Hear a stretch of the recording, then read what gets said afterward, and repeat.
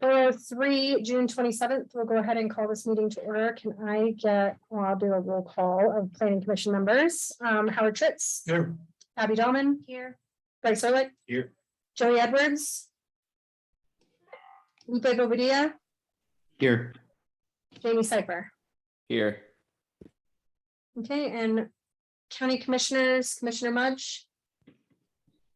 Commissioner Marcella. And Commissioner Fiedler. Okay. And we've moved into joint meeting, so not necessarily out of the norm for the county commissioners not to be present. And Heather Lindh here, obviously. Changes or additions to the agenda? Okay, we have minutes to approve from June 13th. Everybody who's there have a chance to take a look at those. I'll make the motion to approve those minutes of June 13th. Second. Okay, we have motion by Howard, second by Abby, all in favor of approval of minutes, June 13th, 2022. Aye. Aye. Aye. Aye. Any opposed? Okay. Updates from staff. And or anybody on the board. I don't have any updates. We're going to go into the DOLA training after we finish with the hearing. And then just looking at the code amendment, and then we're going to go ahead and I asked if there's no more business, if maybe we can go ahead and go into the DOLA training. So I think that's about we do have 8 files that will be heard in July. So just kind of an FYI that's coming. I know you've received some of the information on them, and I'm trying to do that in kind of digestible chunks. Yeah. So okay, awesome. Anybody else, planning commissioners, anybody have any other updates they want to share quickly that they feel like are important to planning commission knowledge? Okay, I'll move us down to new business. The first thing we have is scenic conservation overlay site plan review, file 22-11. Mitze site plan review, and it's a public hearing. I'm going to read my public hearing statement. The Lake County Planning Commission will now conduct a public hearing. This statement I am reading shall be incorporated into and made part of the record on these proceedings. The Planning Commission has jurisdiction to conduct a joint public hearing on a site plan review under section 3.13 of the Lake County Land Development Code. The purpose of this hearing is to consider whether the proposed amendment should be approved. In considering the matter, the commission will address the approval criteria set forth in section 3.13.3 of the Lake County Land Development Code. The procedure to be followed in this hearing will be as followed. Members of the Planning Commission will disclose if they have any ex parte communications. 2, the county staff will make their initial presentation. 3, the applicant may then make their presentation. 4, after that, any other persons either supporting or opposing the application may present evidence. 5, the supporting and opposing witnesses may be questioned by the commission. Once questioning is concluded, no further questioning is permitted unless granted by the chair. 6, the applicant may then present any rebuttal evidence.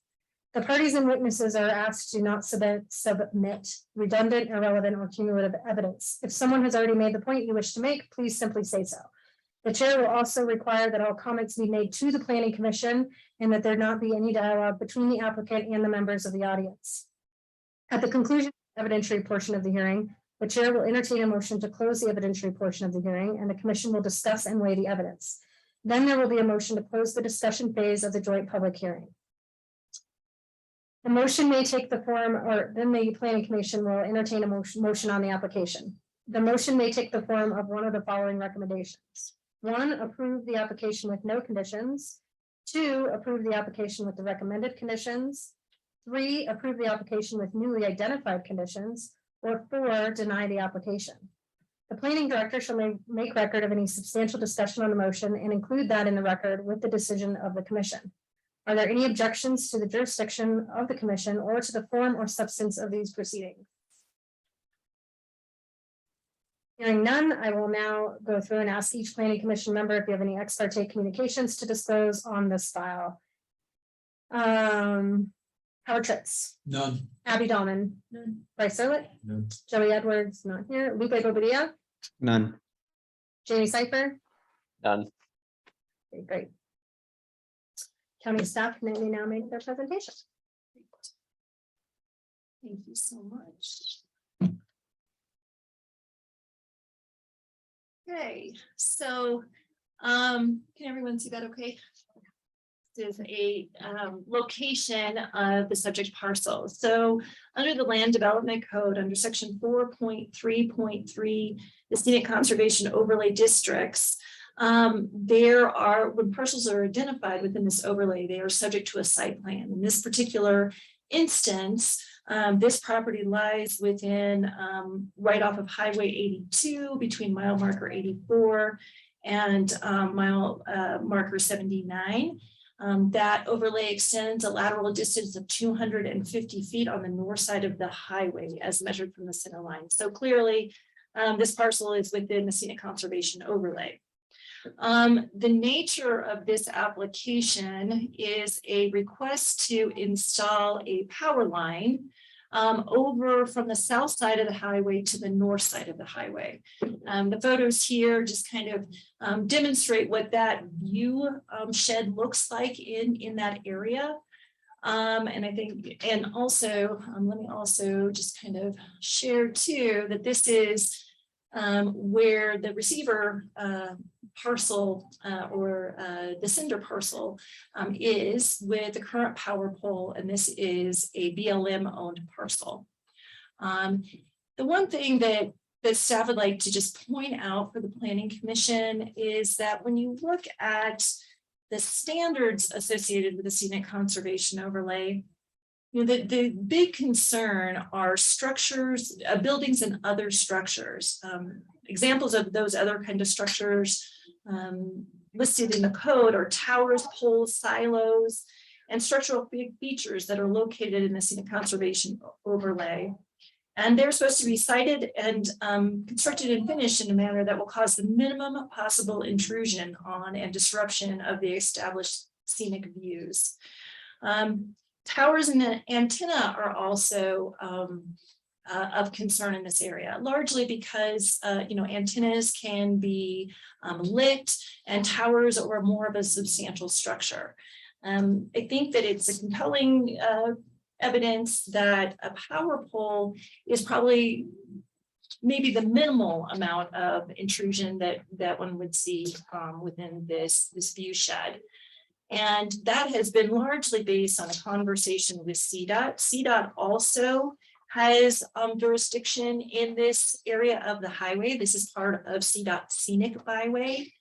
And we did have a representative from CDOT visit the parcel with the property owner and review the proposal. And what staff would want to bring back to the Planning Commission is that CDOT does not see an objection to the extension of power to this side of the highway. And so I would just want to share that our critical partners who are also the stewards of this view shed do not feel that this is a significant intrusion into the view shed in this location. And so just wanted to share that information. They will be making their own evaluation and determination, although it does sound like it's going to be favorable to approve the request, but they do wait for the local jurisdiction to make their decision first. The applicant is also going to have to get permission from BLM to access this existing power pole. And there's also staff did reach out to BLM to have a further discussion. They're a tough agency and understaffed like so many of us all are right now. And so was not able to have a direct conversation with them, but there is an assumption that disturbance overhead access would be more achievable, most likely, than having to bore this distance boring under the highway and going underground and doing that amount of site disturbance to the Bureau of Land Management parcel. So again, it has not been verified, but staff I think it lends itself to a bit of a thought that perhaps this would be less intrusive as well. And so within the staff report, I have provided the approval criteria.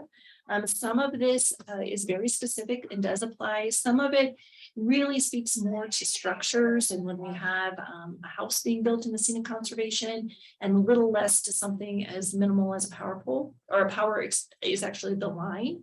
And then one single pole that's camouflaged. I think that's the other thing I should probably point out. Is that this pole location over here will be camouflaged within. You can kind of see that right there. And there was more photographic evidence within the materials that I had sent over to the Planning Commission that the applicant had provided. But this extension goes into kind of a camouflaged area, and then it will immediately go underground from there to serve the single family home that's being proposed over there. So within there, I have addressed the approval criteria that is required, and with suggestions in the areas that are applicable and those that maybe are not. And then also provided a suggested motion for approval and a suggested motion for denial. In the denial, you would just have to cite one of the specific reasons for not meeting the approval criteria. And so I would just ask if the Planning Commission has any questions for staff. Otherwise, I'm happy to introduce the applicant. Just a real quick clarification. So they're pulling the power for a future single family. Is the single family going to have its own site plan review under SCO? No, it's out. So Because it's outside of this. Yeah, the house is being placed outside of the scenic conservation overlay. He's able to achieve a setback distance beyond that 250 feet.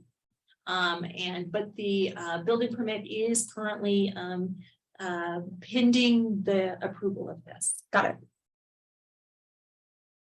Any other questions for Anne? Quickly.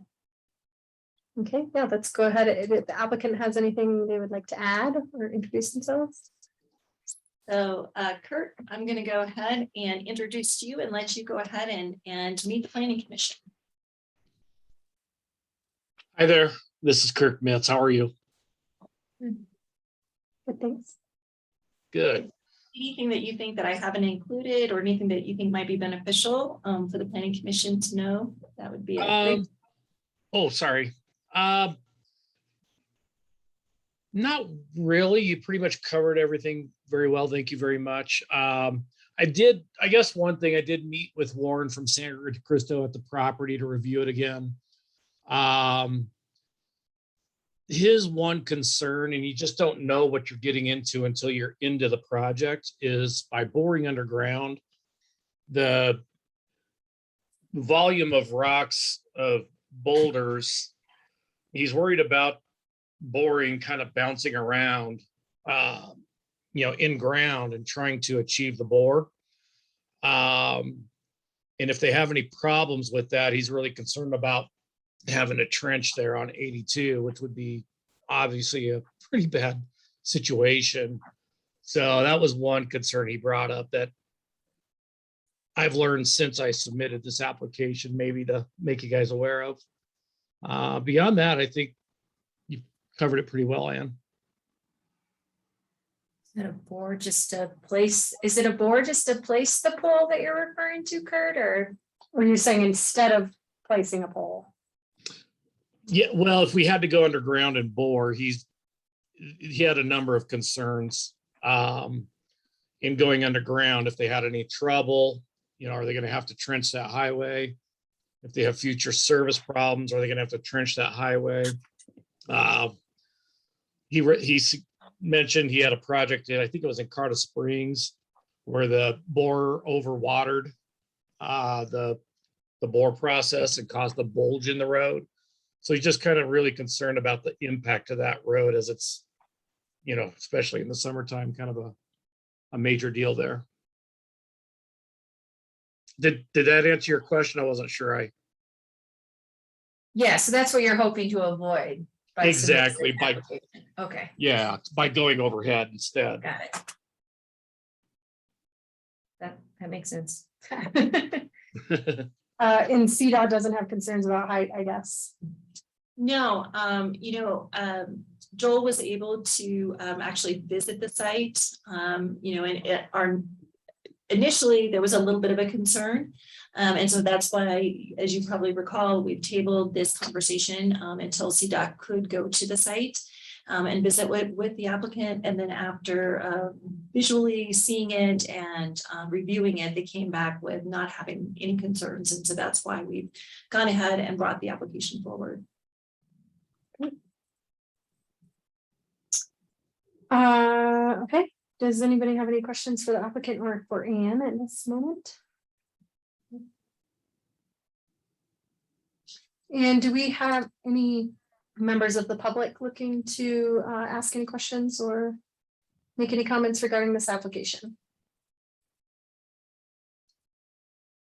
Okay.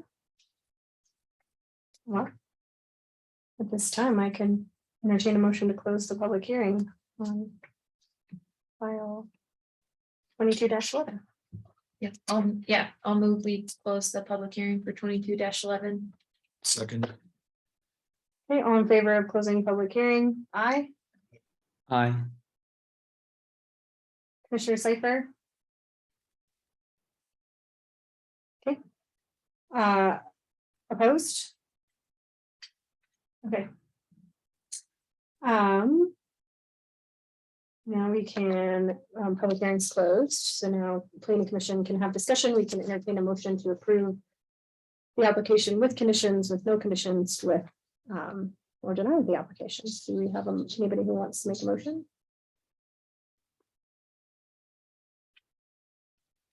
Don't have.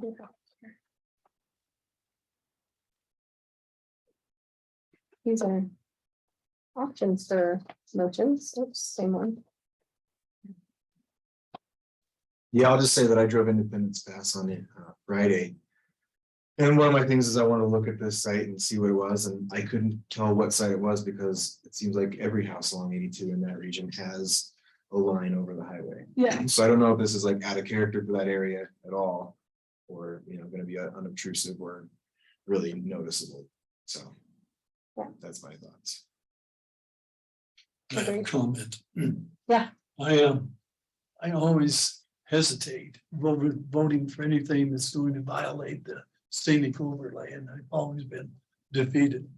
And then, the majority rules, and that's the way it works. This is a little bit different than some of them we've looked at. I mean, especially if this house is going to be back where it's not going to be observable. And I suppose I would probably not deny it this time. Yeah, I almost think it might be, I mean, obviously having a power line is not always ideal, but in this scenario, I do think it blends in quite a bit. And then I also think the idea of trying to trench it under 82 could cause us more problems than it's worthwhile. So it's probably the more You'd have a dirt desired pile. approach. Yeah, you'd have dirt Yes. pile. Yeah, you'd have Big dirt piles. so. Yeah, agreed. Seems like the BLM should be more concerned where they put their pole in the middle. I know, yes. Yeah. No scenic, but.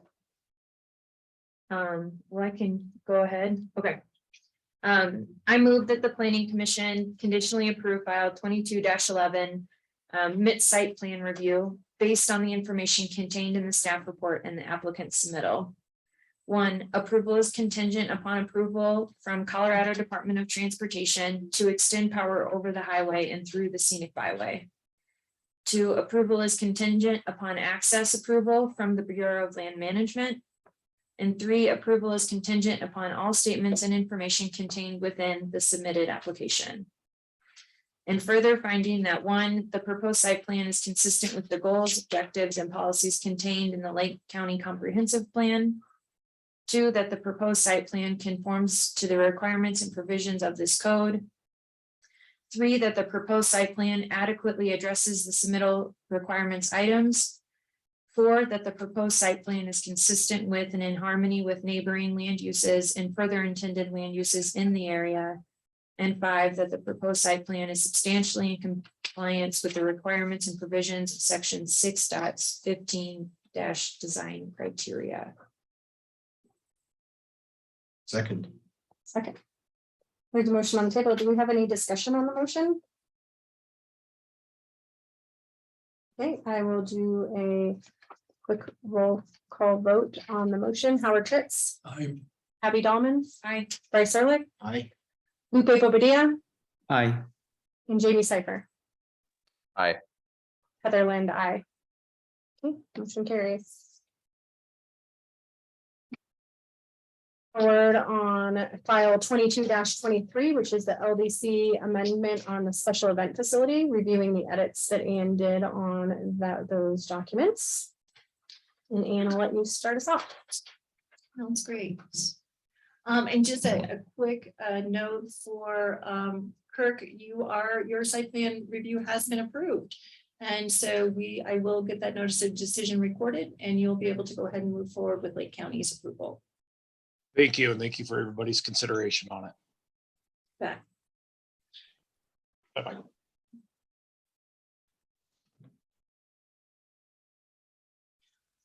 So, there weren't a lot of revisions, but I did just, within the staff report, I provided a visual so you kind of see where it's going to land in the code. I made it conditional in the zone districts that we talked about, including the backcountry zone district.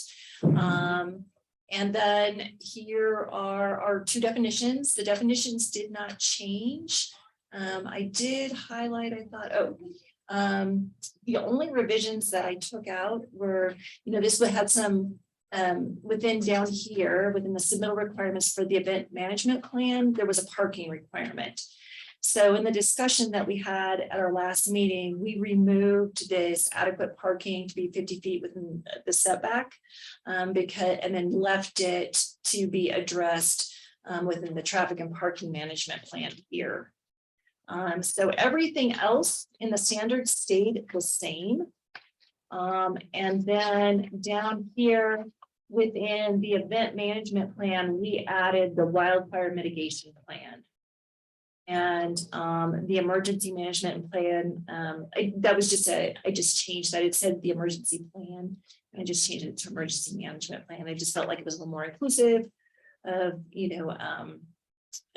kind of our incident action planning, just kind of consistent with what we talk about in other things in planning. So very minimal revisions. The backcountry zone wasn't on here previously. And when you look at these, urban residential, I think at first glance, you might think, well, gosh, that's West Park and different areas, but keep in mind that we have a minimum lot size of 5 acres. So we're only talking about UR parcels that are 5 acres or greater. Same with the business zone district. And then I think residential ag forestry are probably self-explanatory and make good sense, and backcountry zone as well. Our prohibited zones, consistently we've stayed at IM, CI, and RM, which I do think that we eventually aren't going to have much of, if any. So very minimal edits to it, and I just want to make sure I didn't receive anything from anyone with any comments or additional thoughts on revisions. And the public hearing on this will be July 11th. So I just wanted to give one more kind of, send out the staff report, let everyone take one last look over everything, make sure that they're feeling comfortable. Keep in mind, once I've identified where these specific standards will be in the code, then when I bring this to you, it will have all the code sections. And so right here in the table, I will be adding the use specific standards into that. So just wanted to see, since I hadn't gotten an email from anyone, if there were any other thoughts on this, and just make sure everyone knows, if you have something, can you please send it to me ahead of the public hearing on the 11th, so I can work that into the staff report. I'll just bring up that I would like to have a discussion or see what everyone's opinion. I still have concerns on the density being 10 per acre maximum. Because I think this was inspired by thinking of a wedding event venue, this is a special event, maybe one day, half day events. And I really think that density question can be addressed in the CUP. Oh, I'm concerned that it might be too Too small. little, like if they have parking that's in a separate acreage. And they can fit 200 people, I mean, 10 acres is a pretty large area if it's laid out. That's my concern, is just if you're having people that want to set up a wedding specific or an event specific business, 100 people on 10 acres is kind of small for that kind of business. And I think that if you have concern with the density, it'll be addressed and brought out in the actual CUP language on parking. Yeah, I think I'm not necessarily opposed to that, other than if we start talking about the smaller parcels, like if we're talking about 10 acres in the middle of nowhere versus 5 acres in town. Making, I just annoy. Maybe That's we what I should see make it a coming out of the percentage. news, like. Maybe we should make it more of a percentage. So that it, it kind of adjusts better. But if we're more general with it, I think we just have to address it in order for us to deny based on it. Yeah. Like if we aren't addressing it at all, then I don't know that we can, it would be harder for us to point to why we're denying it based on that. So I think we have to have something, but maybe it doesn't have to be as specific. Maybe it's just appropriate Yeah. it's like a density, maximum. or I don't know. So it's appropriate for the landscape And the or. percentage makes a lot of sense too. Mhm. Yeah, Yeah, I just just think don't we know how need you come up something with that. concrete. I mean, I guess, yeah, now seeing the parking plans struck on that use specific standards and like. It's kind of that same thing where it's nice to, but I understand it's lower, but it was nice to have like some guidance around. How large do we think is reasonable? And Yeah, like where are they gonna think it's reasonable? Are they gonna think it's reasonable for me to have 200 people on 5 acres or to save just those applications a little bit. I think the agree. noise helps, like to have as specific of, but when you're a neighbor. How are When you you do think gonna, about freight, you're like, okay, well, they're right downtown and they totally, I don't know that they have a, way to know? I think they have occupancy of 200. I just think like number 3 goes along with that, though, like if we're concerned about too much density in the back of your zone, well, number 3 is saying that like. That's maybe not in character with. Right, with so that like, you're right, zone. yeah.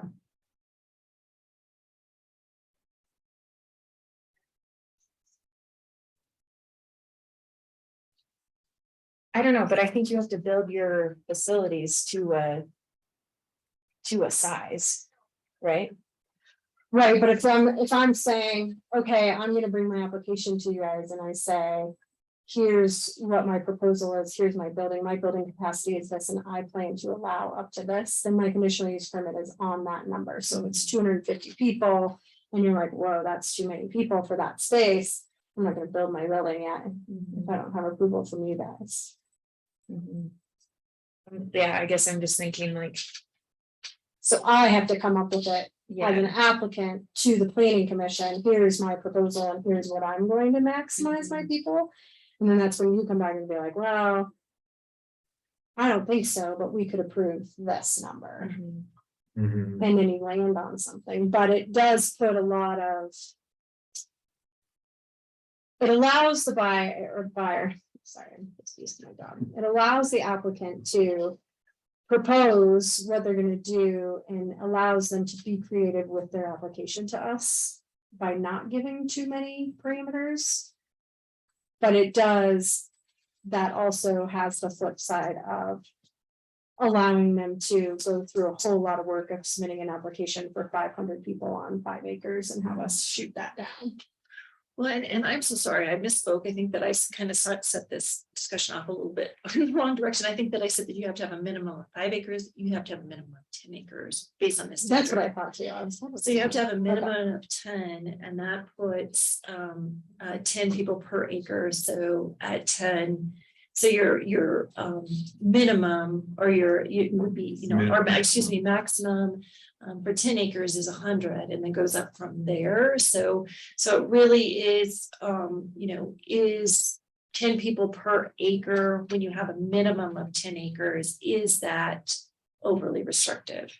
Because you'll have to have, as it's being proposed, you have to have 10 acres to be able to entertain this as a use. I think it's fine to ask our applicants to be quote unquote creative. I don't think people are going to ask for 10,000 people. And I think if we can all collectively, they say 500 and we say, maybe 400 makes more sense. I think that's a fine kind of conversation to have. I don't think that's being unfair to them. And I think we are, at least by the spirit of the law, open to having that kind of discussion as long as it's reasonable. And I think this gives us the option to really just sit and think and say, did they do their homework well enough? And is it reasonable? Yeah, I agree. And I guess on the flip side of that, if somebody has 80 acres, do we want to say you're gonna be allowed to have 800 people there? Right. And we're setting ourselves up to say, yes, you can. Maybe it really is that. I wouldn't mind beefing up number 3 to include the word density in there. Just so that we're saying, I just think without like some sort of benchmark, then how over time are we gonna compare projects to each other? That's what I worry about, like.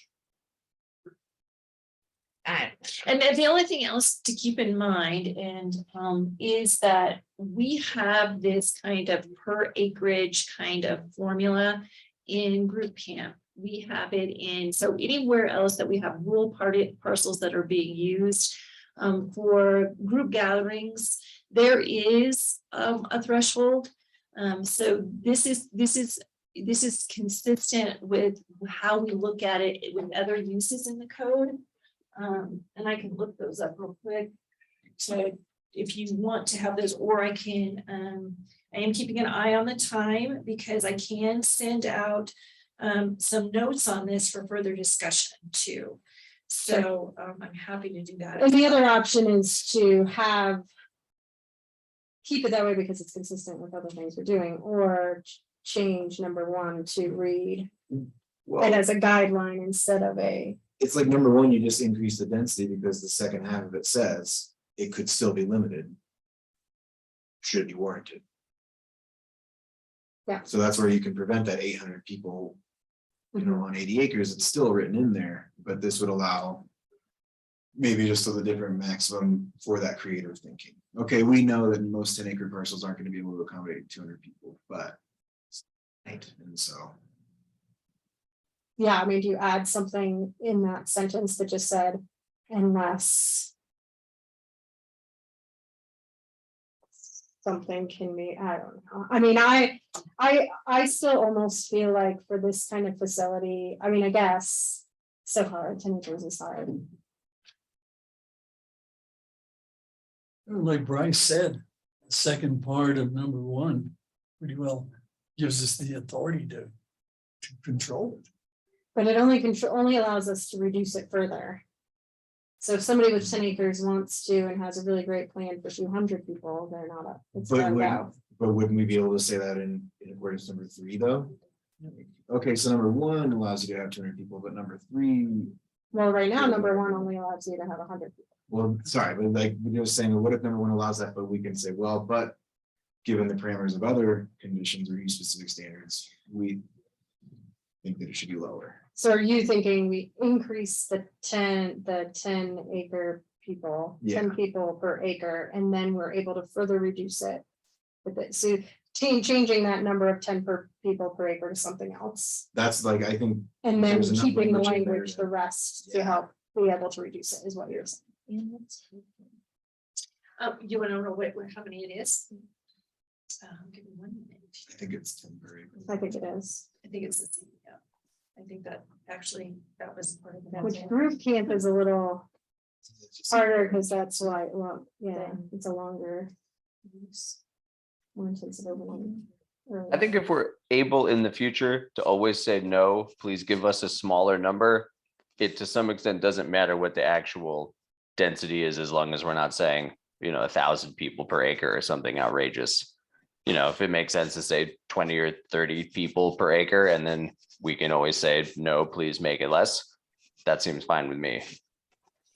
Right, and we could achieve that by increasing the, the benchmark. And because then we have the second. Then you have the rest If, of the you know, clauses, so you yeah. can make a finding, based on that you're not, based on the use specific standards. The potential impacts are of a concern that it doesn't meet the use specific standard as outlined in one. You could ratchet that up a little bit and then you have the safeguard in the second sentence as well as number 3. So we always have to make sure that we have findings if you need to dial it in, so it's not arbitrary in its execution of. I just think of like, a lot of the mining claims are long and skinny. And so. In reality, do you. Putting 200 people on one part of it may not make sense, so I think, yeah, if.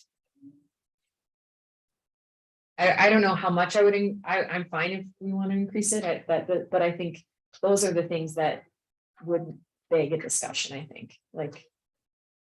If this type of parcel then would then potentially disturb the Change it. Yeah. two ones right next to it, because it is one of those long skinny mining claims, like maybe 100 people is reasonable. Mhm. Yeah, I mean, I could probably get behind increasing it to 20. I'm not sure if I could get behind increasing it a whole lot more than that. That's what I think is reasonable, yeah. Yeah, Because then you can, like you say, reduce it if it's a skinny parcel based on the second sentence. Yeah, I'd be in favor of 20, and Abby, I think to your point, if they ask for too many people, we just say no, fewer people, Yeah. please. We're just trying not to make our maximum too high because we don't want people to ask for absurd densities, I think. So group camps track just with it, except with a group camp, you have to have a minimum of 5 acres and you have 5 people per acre. So it tracks the same, and that group camps don't allow any more such uses shall not house, so they can't have housing for more than 100 at a group camp. And if they exceed that, then they go into private resource and guest ranches. And that's when, those uses can't have over, or those uses have up to 500. So we don't really have right now a venue that supports. This is like the medium in the small, medium, large. Yeah, right. Yeah. Okay, I know Gola is waiting on us, so does anybody else have anything that we want Ann to work on besides that? Sure. I just wanted to add one thing, is that like, can we decide the occupancy? Because I feel like when folks are gonna apply, they're just always gonna apply for the maximum number. And so would it be easier for staff to decide the occupancy for the location just based on the findings? Or is it, just much easier just to give that onus to folks? I think so, because their applications, I mean, they're gonna have to be pretty thoughtful on what their application is. And I do think that to some extent people will put in their max. But they have to then have all of the other parameters meet the ability to take care of that max. And so that'll be all part of their application. So I think that although some people may lean towards that, you won't actually, my guess is we would only see what their goal is up front before they would modify it later, because their facility would have to house that many people, their building permit would have to house that, you know what I mean? So I think they would have to have a lot going for that, would be my initial thought. But I think it's all gonna depend on the plan, right? The plan comes to us and they want 800 people. And we say, is that reasonable based on what you're showing us here? No, it's not. And they're gonna have a pre-application meeting with staff who's gonna help them a little bit with, I think you're gonna run into this and this because of your adjacent parcel owners, or, and they'll have a chance to modify that. But I think at the end of the day, we have to kind of leave it up to them to propose what they want to do in their application, and then, they're gonna try to get it approved. So hopefully they'll be reasonable. Thank you, Heather. Yeah. Any other before we make a motion to close or adjourn? adjourn. We don't need to adjourn the meeting. I will be happy to, just send this over to everyone and feel free to send back thoughts and ideas. Yeah. So I'll send this over. Can I get a motion to adjourn? Move to adjourn tonight's meeting. Second. Okay, all in favor, aye. Please stick around. We still have DOLA training, commissioners.